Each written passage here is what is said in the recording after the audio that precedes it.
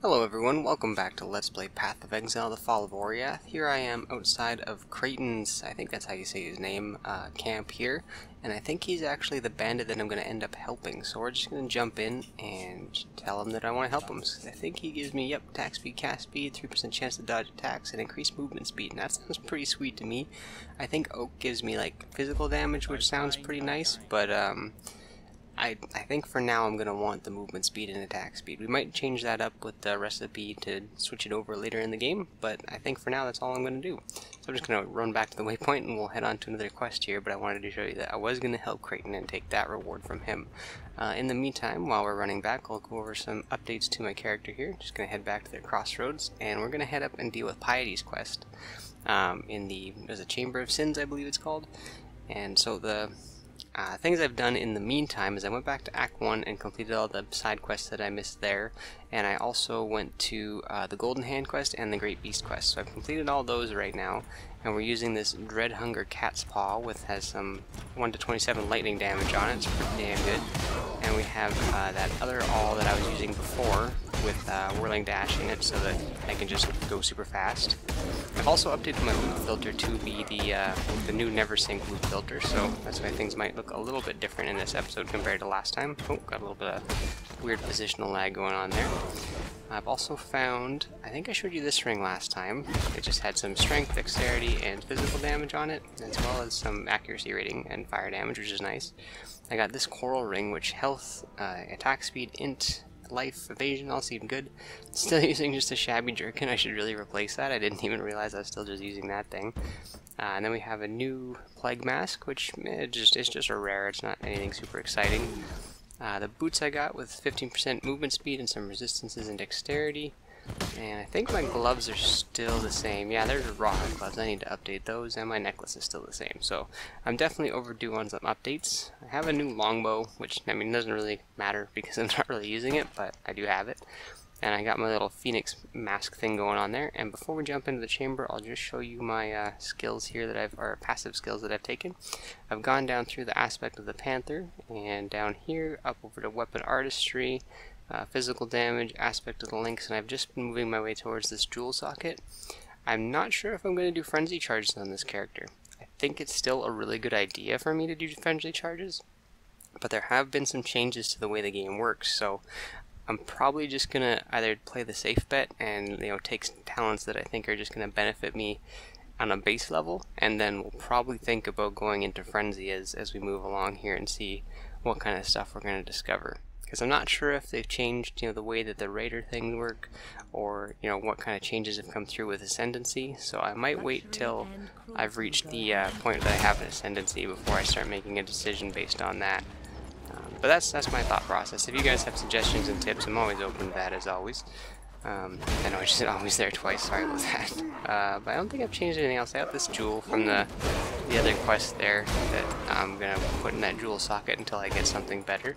Which I might end up trying to chase down that special dual strike gem. I think that's going to be my goal for later on. I also got a second Quicksilver Flask from the Yena quest. I don't remember which one it was because I completed them both at the same time. I think it was the Great Beast quest that gave me the Quicksilver Flask, but I got it to remove bleeding and increase charge recovery, and my other one's still the same, so I'm just really looking to go super fast right now. And it looks like we have a Vol section over here, so let's go take that down. I did discover in the crypt when I was doing that side quest that there was a Vol area inside of a tomb, item, or like a chest kind of sarcophagus. That's the word I'm looking for. There was one inside of a sarcophagus. It had like a glowing heart over it. I opened the sarcophagus and there was a Vol area, and I got Vol lightning warp from it. But, obviously we're not really going to use that. Actually, you know what I should do before I delve too deep into this Vol side area here is invest that skill point in the jewel socket. And then we can put our jewel in it and get that dex and resistance, which is always nice. And it's definitely not like one of the best gems, not even close to really that amazing of a gem. But for, I haven't found any other gems yet, so it holds the fort down while we wait for something better to roll along. And yeah, I'm still really enjoying this character. The melee splash is doing just as good as it was doing before. And I found a Chaos Orb, so I'm pretty excited about that.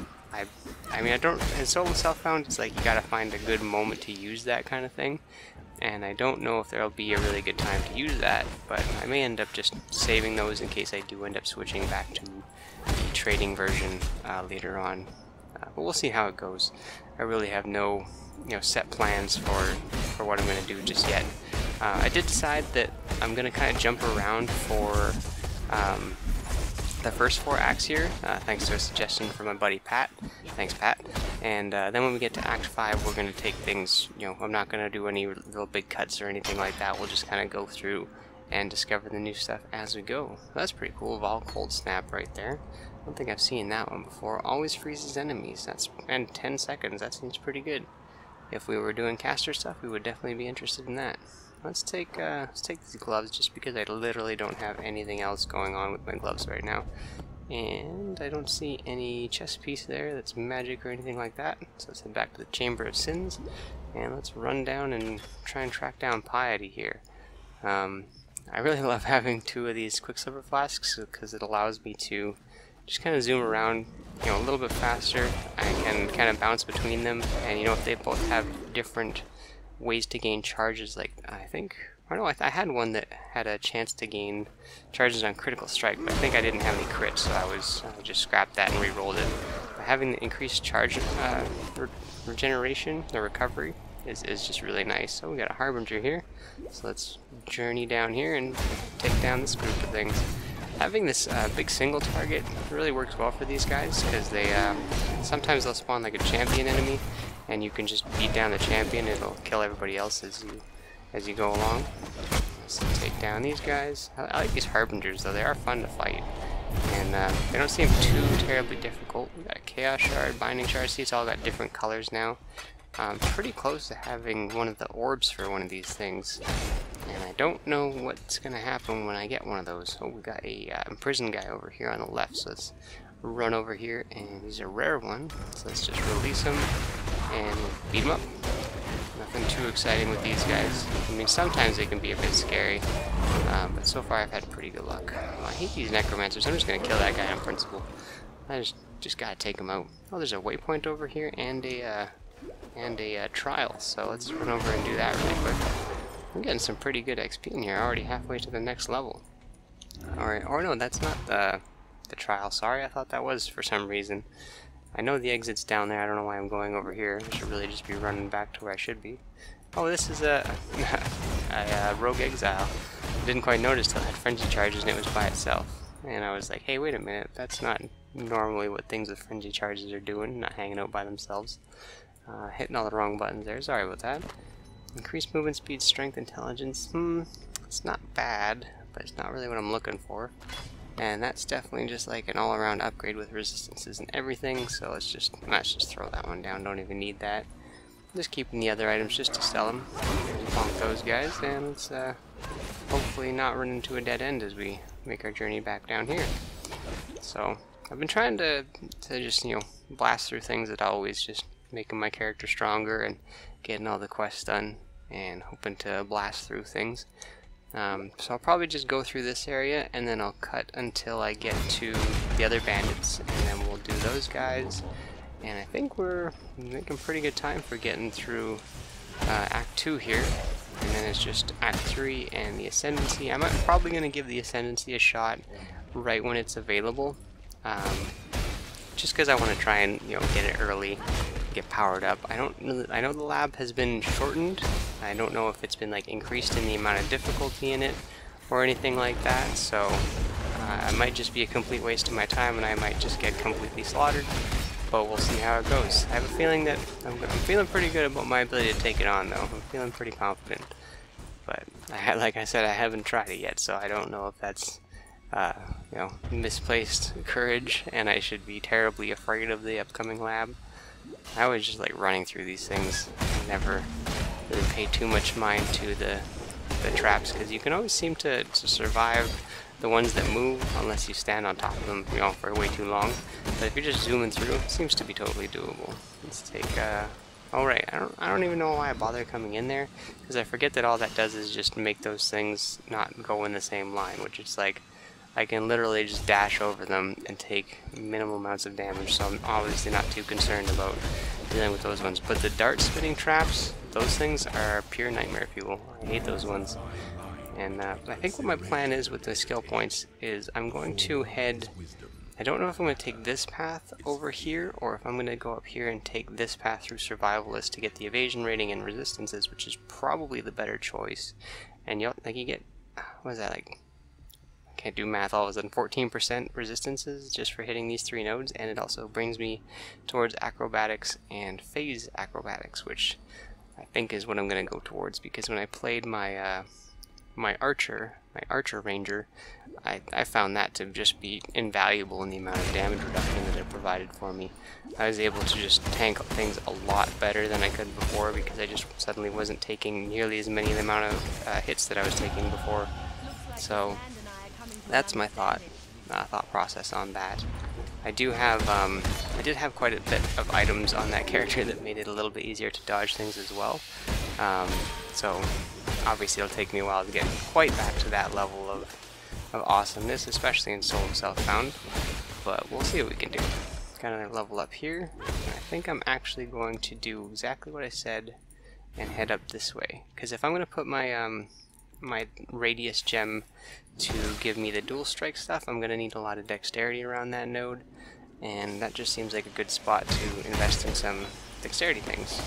These guys are kind of crazy. I don't think they always shot like multiple little like charged lightning looking things there. If you played Diablo 2, you'll know what I'm talking about. It looks like charged lightning from that game, which was a fun ability. I really enjoyed playing Sorceress in Diablo 2. That was just always fun for me for some reason. I never got tired of it. Like, I played other characters like the Druid and Assassin and Amazon.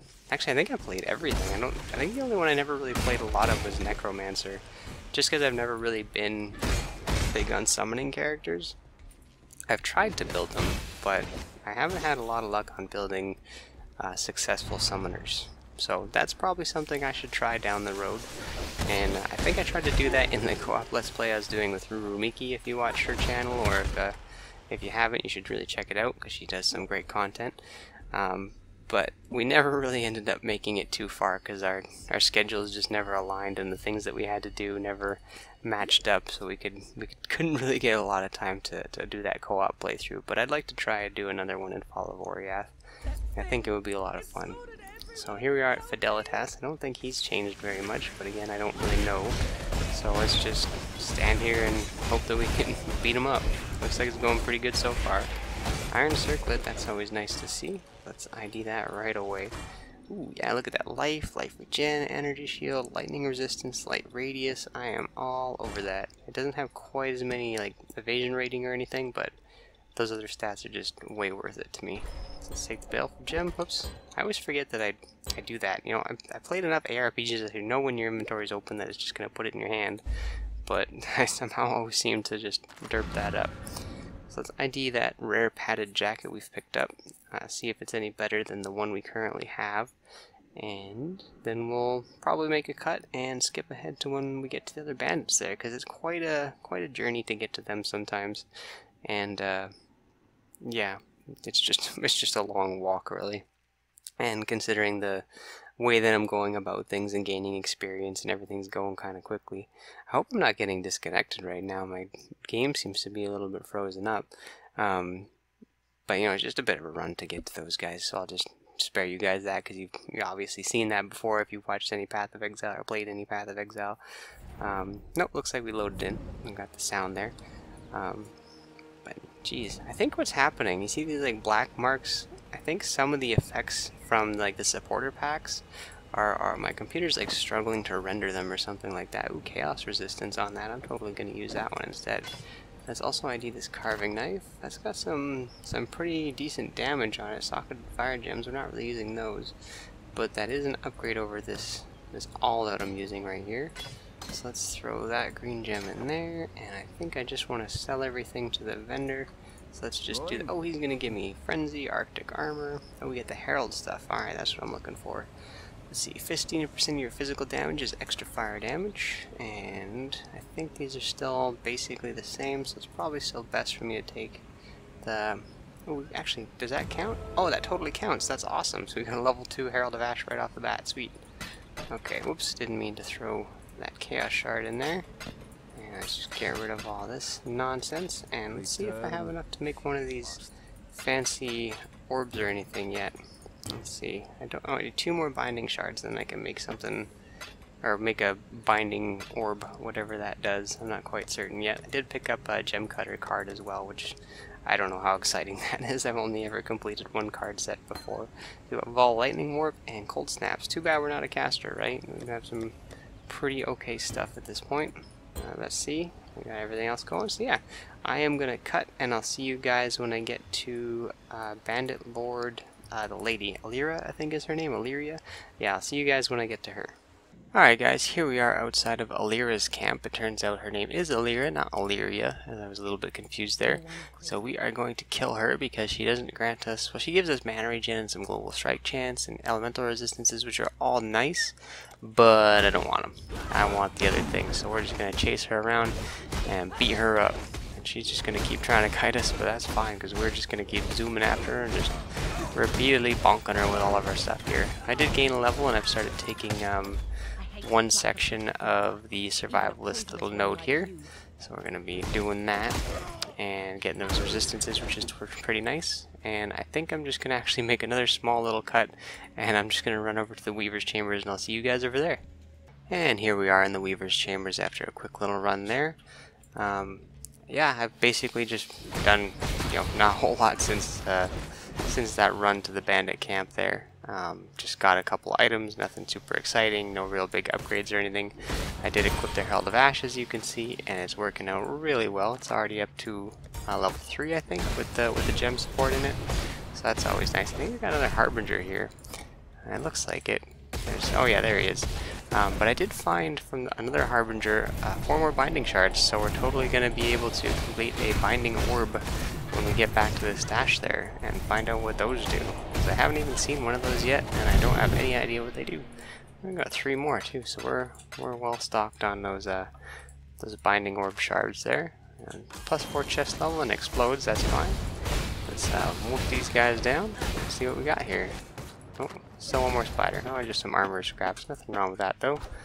And let's continue on. So we're just gonna have to defeat the Weaver, and then we'll have to go kill Oak, and then we'll unlock the Vol area, and we can just blast through the rest of Act 2. Doesn't sound like it's gonna be too difficult. I'm really liking this playstyle. Like I said, I love this in the Turmoil race, and I'm loving it in this run, and I think it's going to be even more fun once I get to really flesh out the build and get a whole bunch of cool items and things that are really going to help. But like I said, it might take a while to get there with Solo Self-Found, and if it gets too difficult or too ridiculous, I'm not like getting anywhere with it. That's the point where I may consider switching over to regular league with everybody else, so I can do trading and stuff. Or not regular league, I guess. Sorry about that if you heard that. That was my puppy whining at me. I don't know what he wants. He's got everything he needs. He's just being needy, I guess. He keeps making noise. I may pause the recording there, but hopefully we can get the Weaver down before that happens. Can't always anticipate what your pets are going to do, and it always seems to be when I sit down to do this that they start to act up a little bit. So I do apologize. But there we go. We got the Weaver down. So let's head back to town. I don't remember if we get a reward for doing that quest, or if he's just like, "Hey, cool, good job, you defeated that spider that nobody could defeat," or whatever. Let's talk to him really quick and see what he's got to say. Oh, he does give. Oh yes, he gives us the faster attack support. So that is cool, and I want to find a way to use it, but I don't think I currently have a way to do that. I can't even link that to anything with my whirling blades or anything, which would be pretty nice. We'll take the faster attack support anyways, and I don't think she gives us anything. Nope. So let's head over to Goose and just square up with all my items here. Not gonna bother identifying everything because I just don't think it's really really worth my time. Sorry. And let's deposit this stuff and see what a binding orb does. A normal item to a rare item with up to 4 linked sockets. Wow. That's actually, like, wow. I'm honestly kind of just taken aback by that. 4 linked sockets, and it's a rare? Wow. That just seems like unreally good. Like, just unreal. Like, how the heck is that even... Is that just... I guess that's just specific to Harbinger League, or is that something that's gonna be in... I guess that might be in... I don't know if that's in Standard or not, like in the non-League playthrough. I assume these items might transfer over to that when the League ends, but damn. That's like a super alchemy orb. That's really cool. I guess it has a chance to make 4 sockets though, so it's not like you're guaranteed to get... Oh, I totally missed that waypoint in the river ways. I guess you're not guaranteed to get the 4 sockets though, so I don't know if it like rerolls the sockets, like a jeweler's orb combined with a fusing orb combined with a chromatic orb combined with an alchemy orb. Like, I don't quite know how it works yet, so I'll definitely do that on camera though, because I don't want to use that without showing you guys what it does, obviously, and I want to kind of share that experience with you, discovery as we go along. But damn, that's really cool. I am honestly surprised that that is what that does, and I really look forward to making something cool with that, because that may just be what I need to link up all the items so I can use faster attacks with dual strike, and also whirling blades. Because I think the optimal setup for like a 4 socket for me to at least get my weapons to work the way I want is to have like 3 greens and a red, so I can do dual strike, whirling blades, melee splash support, and faster attacks. At least, you know, in the early game, just to make it so that my quality of life kind of stuff goes well.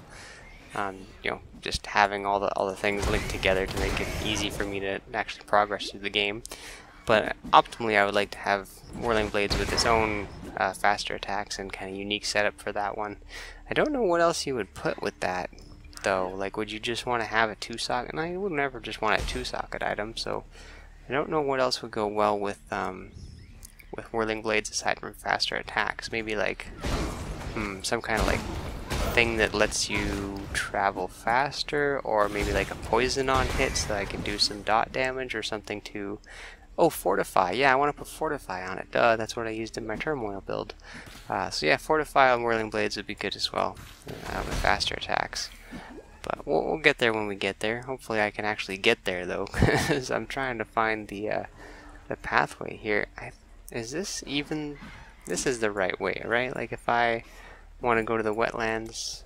Yeah, this is the right one. Okay, so I'm not losing my mind totally. I feel like I'm going a little bit crazy with the map here, but I'm not going crazy just yet. I might get there. We might get there yet. But yeah, so far so good. Hopefully I can actually figure out where the heck to go though, because you know, normally... Oh, it must be on this side, because normally I always find it on the north section, or north side of the map, and I usually find it directly from the waypoint, but I think when I was running over to the Alira's camp, I skipped sticking to the road. Ooh, another Chaos Orb, nice. I didn't stick close to the road, so I did miss the waypoint, so I do apologize for making you watch me romp through all these enemies here, but we did make it. I am actually going to run down and see if I can grab that waypoint, though. If it's nearby. If it's not, then whatever. There it is. Yep. It's always nearby. Sometimes though I've been tricked and it has been like on the side or on the south side. But luckily this time it's exactly where I hoped it to be.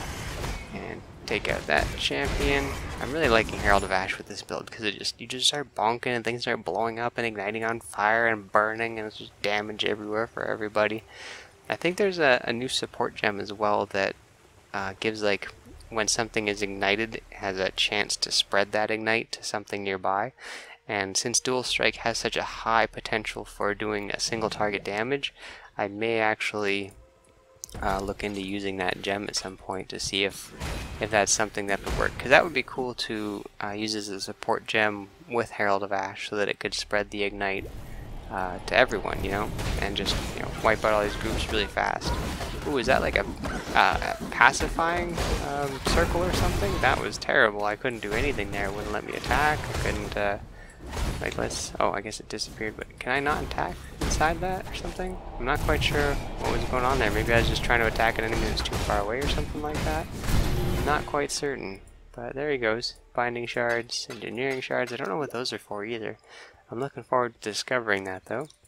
So let's kill Oak, because he gives the life regen, damage reduction, and increased physical damage. So he's awesome and the reward he gives is great, but I really want to get that movement speed and attack speed for the early game here. And we may stick with it for a long time. I'm honestly not quite certain, but we'll see how it goes as time progresses here. I'm just going to quickly deal with these archers, because they're getting a little bit much for me. They're starting to deal a little bit more damage than I like to just be taking on a regular basis. Alright, so we gotta go back to Creighton to get the reward. So probably what I'm gonna do, I don't know if that's the exit to, I think that's the exit to the Vol area over here. Oh no, it is just a Vol side area. I was thinking it was the Vol ruins, but let's jump in here and take care of this business. Oh, wrong way. And then we'll have to head back to Creighton, turn the quest in, and then we'll get to go and progress through the rest of Act 2. What the heck was that then? Was that an attack that just zoomed by me that looked like a little critter falling on the ground or something? That was really strange. What was that? Was that like the new tormented spirits or something? I'm really confused as to what the heck that was that went by me. It must have been an attack, I would hope. But it just seemed so... Yeah, see? What the heck is that? Oh, it's like, is it an attack? Like, what the heck is firing these things? What the heck? Where are these things coming from? Is it these guys? These croaking whatevers that fire those? Because they're just... Or is it something to do with this area?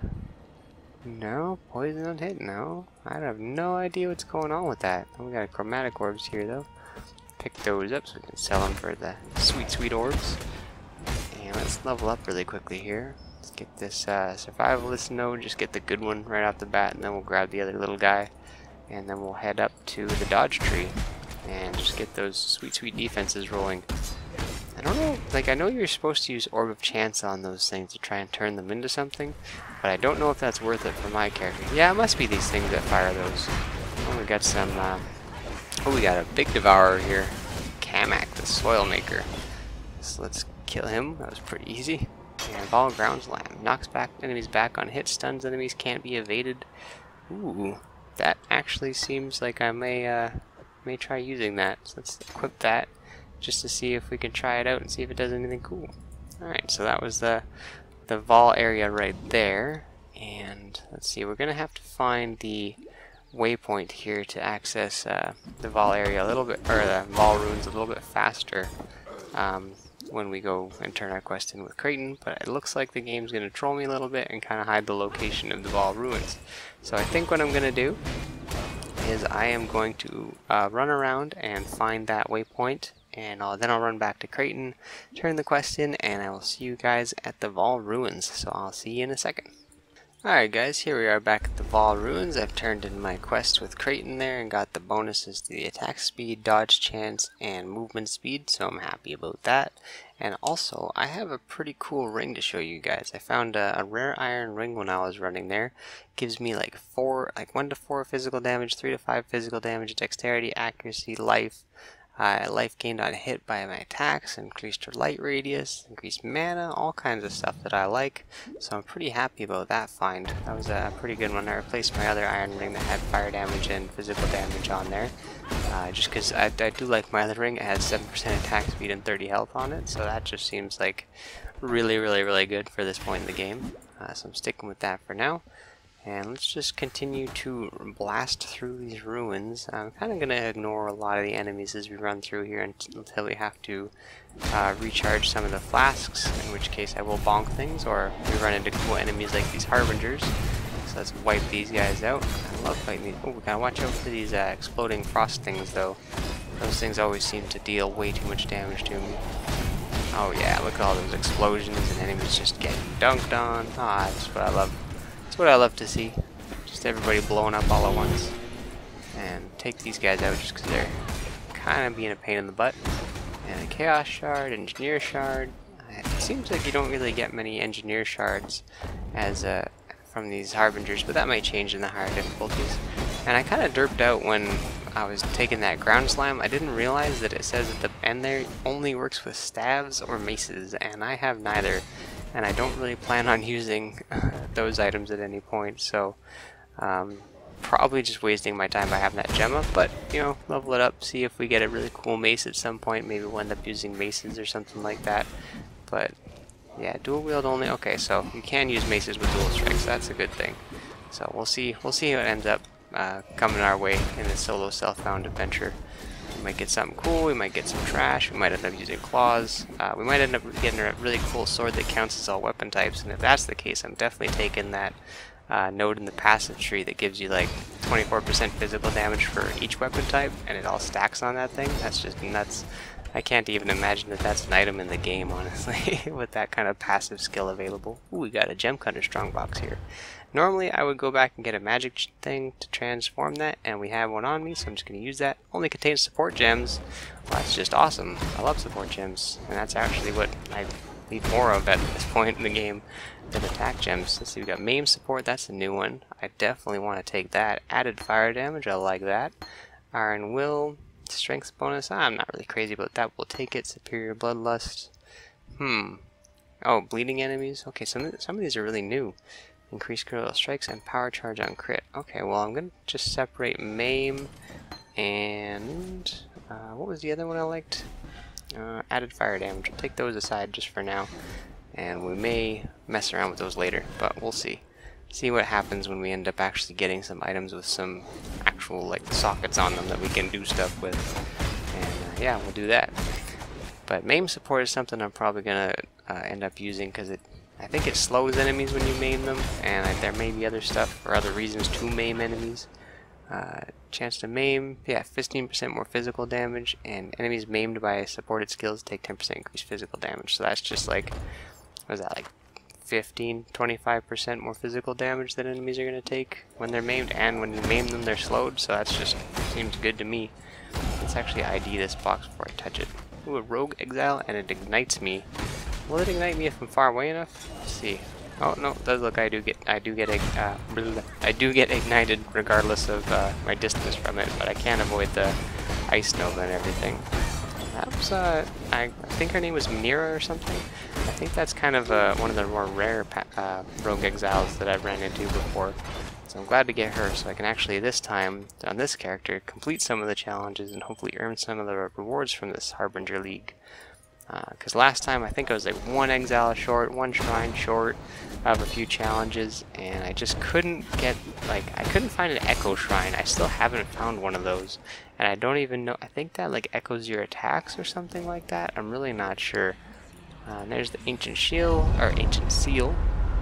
So we'll touch that and make everything dark and evil, and it's actually going to be a little bit of an adventure to get over to the pyramid, but we'll just run over there. Actually, I don't even know if I should show you guys the whole run to the pyramid, because it's just the forest. You know, there's nothing really exciting going on in here. Let's take that, get the nice sweet resistance bonus. Now I'm actually going to check out my resistances here and see if see how I'm doing. Let's see, check the defenses. Not bad actually. I'm pretty happy with those resistances for this point in the game. Obviously that'll, you know, change rapidly as things progress, because items change very quickly. Oh, I didn't even realize this was a unique enemy here. I'll just bonk him out. There we go. Blinder. That's good. I always like seeing claws. I don't know why I like playing with claws so much. They're just a fun item type for me. You know, they provide natural lifesteal, which I think is great. And they're just, I think they just look cool. That's probably why I like them so much. I just think the idea of having some, like a fist weapon with blades all over it and just, you know, tear enemies apart, I think that's cool. So I've just always been a fan of those types of weapons for some reason. Even when I played Diablo 2, I always liked building a claw assassin. Even though typically a claw assassin was tough to build a strong one, and even then a strong claw assassin had considerable weakness compared to, you know, basically anything else in the game. Well, not anything else. There were certain things that were weaker than that, but for the expense that was required to build a good claw assassin, and then the return that you got on it for what you invested, it wasn't that amazing. Even if you got some really cool stuff, you had a tough time building one of those. If you guys ever played Diablo 2 and built a cool claw assassin, let me know, because I tried a few times and I could not get just a good claw assassin to work. I did see that some people built really good kick assassins, which I think is cool, and I definitely wanted to build one of those, but that was another really expensive build if you wanted to make like a really good one. And despite all my hours in that game, I was not very wealthy as far as the Diablo 2 community goes. I remember I found a let me just explain something about the armors in that game really quick before I jump into the story. So in Diablo 2, there was a chance for certain armors to be what's called ethereal, which means that they couldn't be repaired, because you had to repair your items in that game. You know, they took durability damage, you had to spend gold and repair your gear, and it was kind of a pain in the butt sometimes, but it made sense as far as the game was concerned, in my opinion. But when you had ethereal items, they were a little bit stronger. They would have either, you know, maybe a little bit more defense if it was an armor, or a little bit more damage if it was a attack weapon, or it was a weapon of some kind. And there was ways you could get around it, like if you, like one of the popular things to do was to find an ethereal 6-socket 2-handed weapon, and what you would do is you would put a rune word in it, which meant you would take runes, which were, you know, maybe similar to the gems in this game, except they were like a permanent fixture to the weapon. So if you put a gem in something or a rune, it was like you had to do certain things to get it out or change it, or you just lose it altogether kind of deal. But you would put a 6-socket rune word into this 2-handed weapon called Breath of the Dying, and it required some really expensive and really rare runes, and one of the runes, I think that's the rarest rune in the game, or one of them, was called Zod. And what Zod would do is it would make an item indestructible. So when you built a rune word, it would give you all the base effects of whatever those runes would do to the item, as well as triggering the creation of the rune word, which would have special effects on that item. So Breath of the Dying would make it so when you killed an enemy, there was like a 50% chance to proc a Poison Nova, which was a Necromancer ability. And so you would build like a Whirlwind Barbarian with a Breath of the Dying sword, and just like spin around all day if you were doing Whirlwind or whatever you were doing, which usually you would do Whirlwind, I think, and just, you know, go nuts and poison everything and just have a ton of fun. So that was one way you could get around ethereal items, and another way to get around an ethereal item was to put it on a mercenary. So every act in Diablo 2 had mercenaries you could hire, and they would basically just become like a sidekick for however long you wanted to have them. Usually people would pick like whatever was the best mercenary for their character or their build, and then they would equip it with the best stuff for that. So you'd find like things with auras or things with high defense to make your mercenary like indestructible kind of deal, so it could just tank mobs for you if you're squishy and stuff like that. Because mercenaries didn't really take durability damage, or they didn't take durability damage at all, I should say, you could put ethereal items on them and they would gain all the benefit with none of the drawback. So it was pretty popular to try and chase down really good ethereal versions of the items that you wanted to throw on mercenaries, and just so that you could have, like, you know, the most maximum power that you could get from something like that. And now that I've explained ethereal items, I can kind of tell you my story. So probably the best find I ever had on Diablo 2 is I found an ethereal armor, and I can't remember for the life of me what the name of it was. I feel like it was called Skulder's Ire, but I also feel like that might be wrong. Maybe if you guys are curious, I'll look into it and see what the actual name of it was.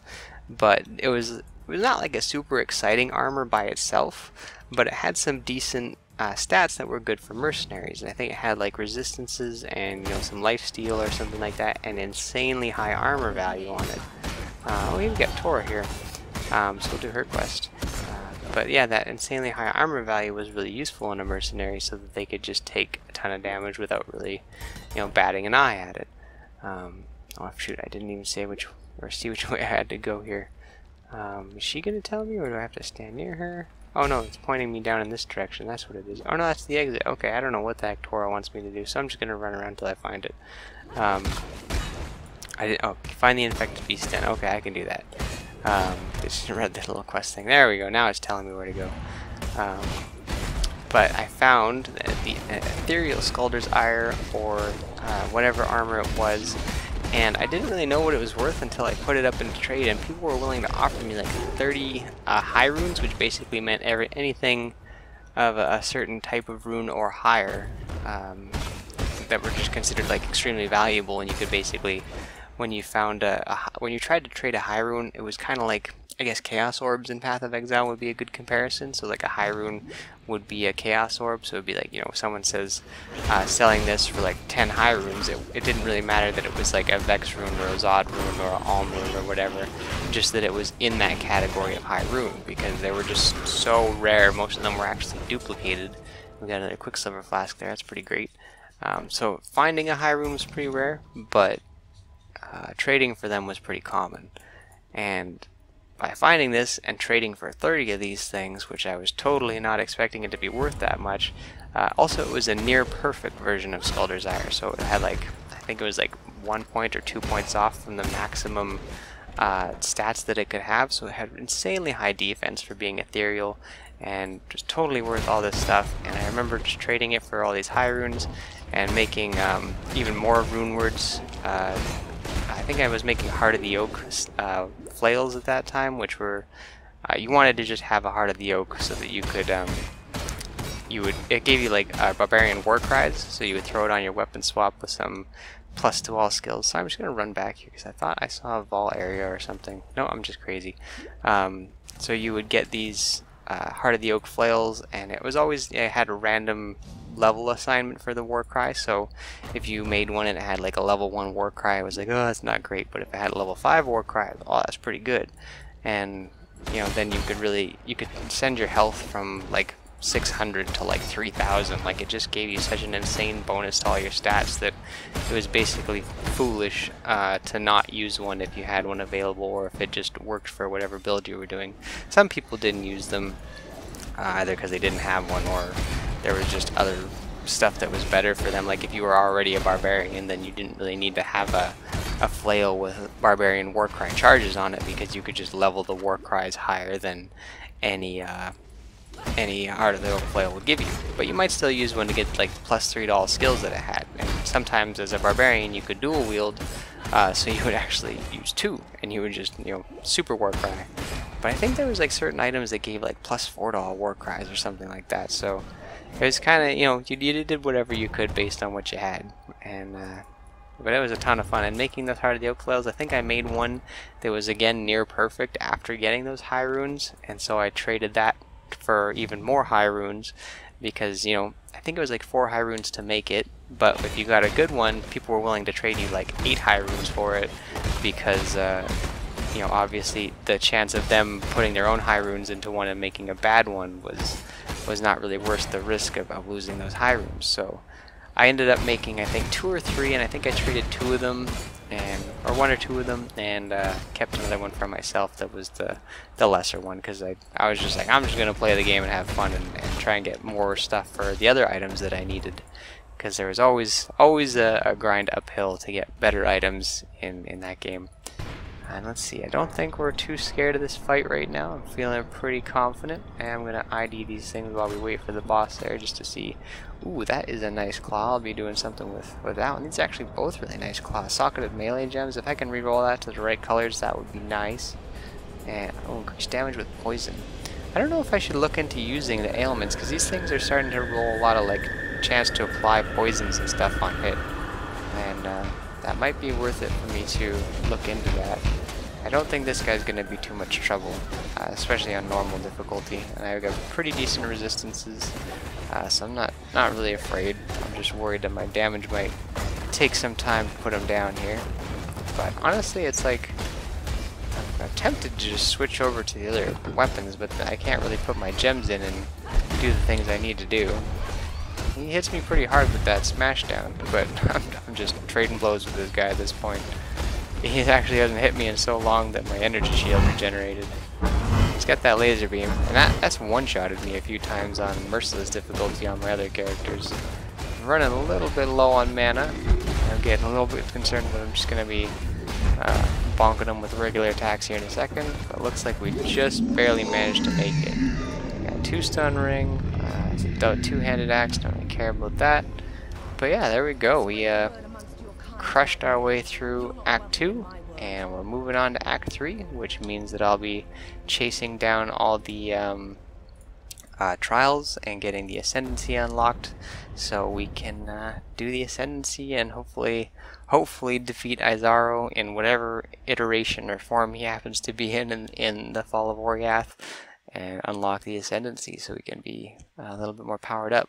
But again, I could just be totally wrong. Maybe there's a new system for how everything works, so I'll just have to wait and see when we get there, guys.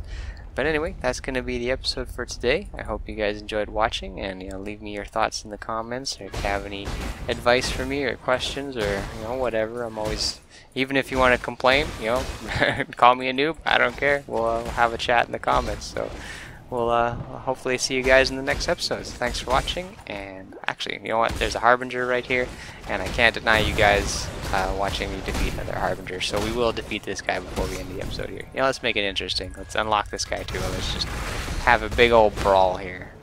This Harbinger's kind of running away though. There we go. Alright. I just tried to attack the Harbinger there. That was kind of stupid of me. I always think that I can just like lay into the Harbinger and he'll just provide the AoE damage to everybody else. But that's probably not the definitely not the most effective way to try and take down all those enemies. Anyway, guys, that's the episode for today. Next time we will be moving into Act 3 and defeating, I think I'll meet you guys at the crematorium, because it usually takes me like ages to find that place. But yeah, that's what we're going to do next time. So thanks for watching, guys, and I will see you later. So bye for now.